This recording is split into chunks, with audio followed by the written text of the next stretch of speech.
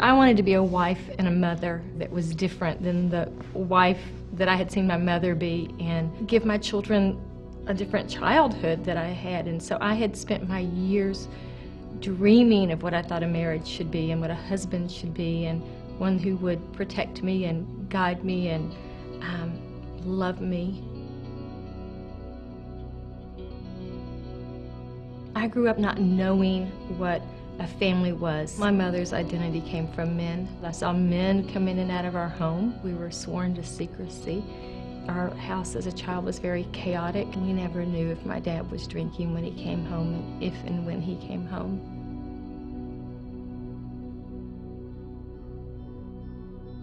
My dad raped me at the age of 6, and throughout my life up until about the time I was 16. And you know, everything about my childhood, it was just, it was lonely, it was hard, it was not what a child deserved to have. I continued to follow in the life of finding men who were abusive, what I knew, abusive, alcoholics, but all I wanted was to be loved, and for me, being loved was having a sexual relationship, and I was willing to do anything to have that. I left my husband and my children for another man. It was very hard. You know, I learned behavior. I was doing all of the things that I had promised and wanted never to do. To my children, I was repeating that behavior.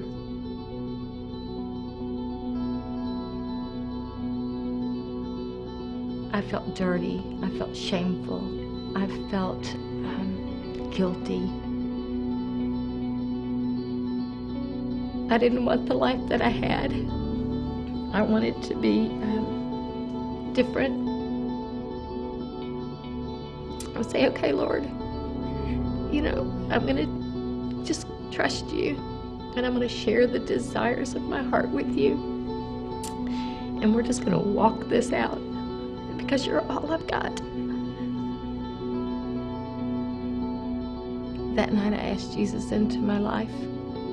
He was my only hope, because the course I was taking was a crash course, and I needed him.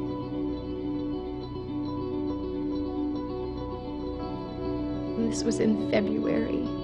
Well, in March, April, I met a man, and I just knew he was from God.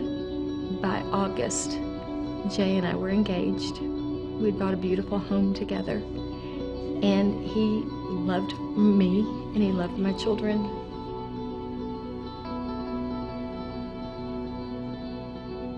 God spoke to me one day, as clear can be, and he said to me, he goes, how can I heal you if you're not willing to heal yourself? I gave him his ring back, and I told him, I said, God has spoken to me personally, and I have to trust him, and I have to let him be the husband that I've never had, the father that I never had. I have to let him provide for me, because otherwise our marriage would never work.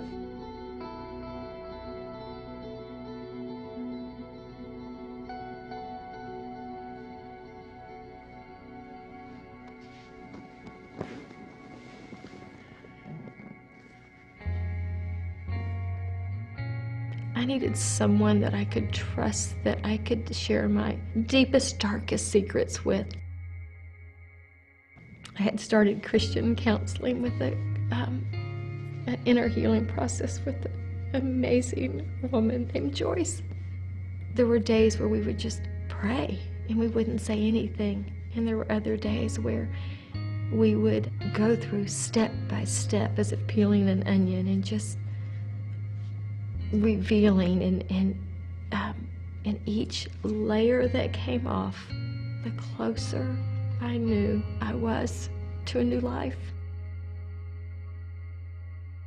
It was easier for me to share what my mother had done, or my father had done, or my ex-husband had done. But it was harder for me to share what I had done. One day I showed up for our counseling session, and I went in and said, okay, Joyce, I've forgiven everybody, my mother for this, this, and this, my father for this, this, and this. And I said, I'm done. I am ready to go. I am ready to continue my walk with Jesus. And she just sat there. And she sat there. She goes, and she prayed, and she said, there's still more work to be done. And I wanted to run, and I wanted to go, and I couldn't, because I knew what my choice was. I could either go back to the life I had, or to continue on this walk. And I said, okay, I've got one more thing to tell you. And she just sat there and prayed. And I said, my senior year of high school, I had an abortion.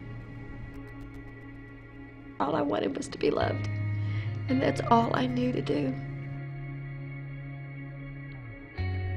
And she just sat, and she sat, and she sat, and she prayed.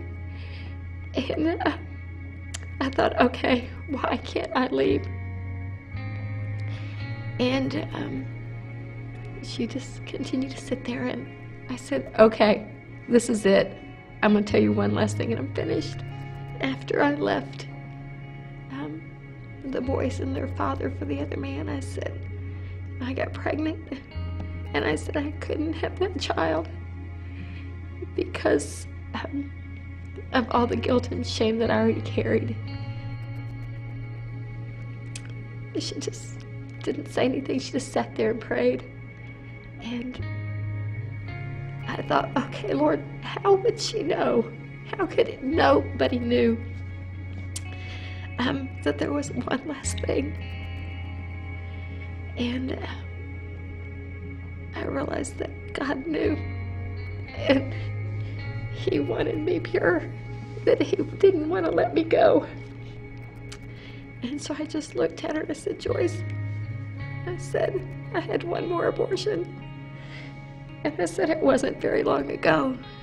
I said, it was with Jay. And I said, but the hardest part was I knew Jesus then, and I didn't turn to Him. And I said, and what even made it harder was it was Jay's only child. And we just sat and we prayed.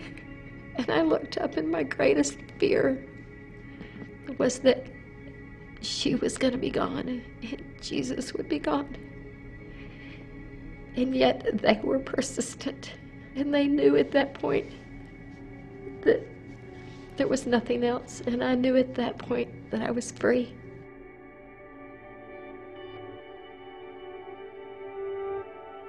I walked out of her office that day, and I no longer lived in a gray world.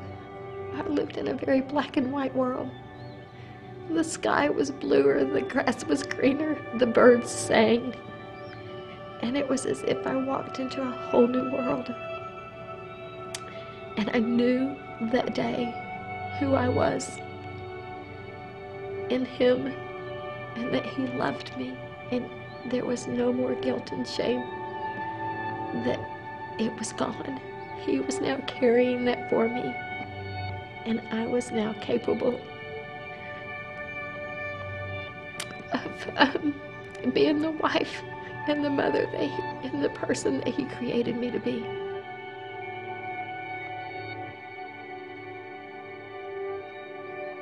I had shared my secrets and all that I had with Jay, and he knew everything about me too.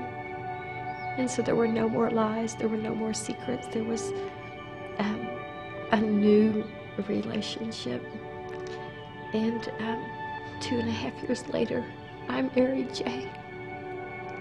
And we've been together for 17 years. My greatest goal in life is one day to stand before him and for him to look at me and say, "Well done, good and faithful servant, for whom I am pleased. Hurry home, because you have 3 precious children waiting on you."